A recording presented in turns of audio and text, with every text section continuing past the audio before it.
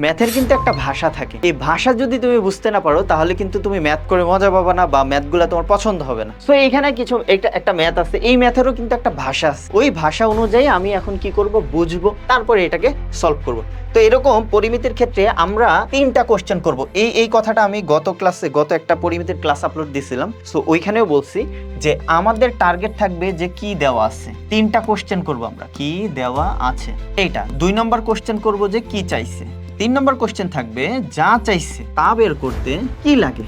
দেখো এটা কোনো সূত্র না, আমি তোমাকে বলতেছি না যে এটা কোনো সূত্র, এটা সূত্র না, এটা হচ্ছে একটা টেকনিক, যেই টেকনিক দিয়ে আমরা ম্যাথ থেকে তথ্য নিব, ওই তথ্য আমরা বিশ্লেষণ করব, তারপর আমরা সমাধান করব। এটা হচ্ছে সেই জিনিস। তো শুধু অঙ্ক করলেই হবে না। আমি যে এতক্ষণ বলতেছি যে অঙ্কটা শিখতে হবে, বা আমি তোমাদের বলি যে ম্যাথ নিয়ে চিন্তা করতে হবে, সেই চিন্তাটা কেমন হওয়া উচিত, সেই চিন্তাটা কেমন হওয়া উচিত সেইটা তুমি এখন এই ম্যাথটা দেখলে বুঝতে পারবে যে আসলে অ্যাকচুয়ালি আমাদের চিন্তা ভাবনা কেমন হওয়া উচিত। তো চলো এটা সমাধান করব। প্রথম কথা হচ্ছে অঙ্কটা পড়বো, তারপরে এই কোশ্চেনটা করব। দেখো বলছে একটি বৃত্তচাপ কেন্দ্রে 30 ডিগ্রি কোণ উৎপন্ন করে। তাহলে এখানে কি দেওয়া আছে, এটা কিসের মান, এটা হচ্ছে থিটার মান। বৃত্তের ব্যাস এত সেন্টিমিটার হলে বৃত্তচাপের দৈর্ঘ্য নির্ণয় করো। তাহলে দেখো তো কি দেওয়া আছে, দেখো তো কি দেওয়া আছে, একটা হচ্ছে থিটা দেওয়া আছে, থিটা হচ্ছে 30 ডিগ্রি।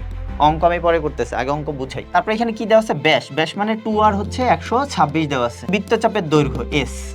এবার আসো এই 3টা কোশ্চেন করে অঙ্কটা সমাধান করি। কি দেওয়া আছে বের করে ফেলছি, এইটা দেওয়া আছে, থিটা আর 2r দেওয়া আছে। কি চাইছে, এই দেখো s এর মান চাইছে, তাই না? যা চাইছে তা বের করতে কি লাগে। এখন তুমি বলো s বের করতে আমার কি লাগবে, s এর সূত্রটা কি, s ইকুয়ালস কত, r থিটা না? তো r থিটা যে আমার লাগে কি, আর এই যে এখানে দেওয়া আছে, আর এখান থেকে বের করতে পারবো, থিটা এখানে দেওয়া আছে, তো সবই তো আছে।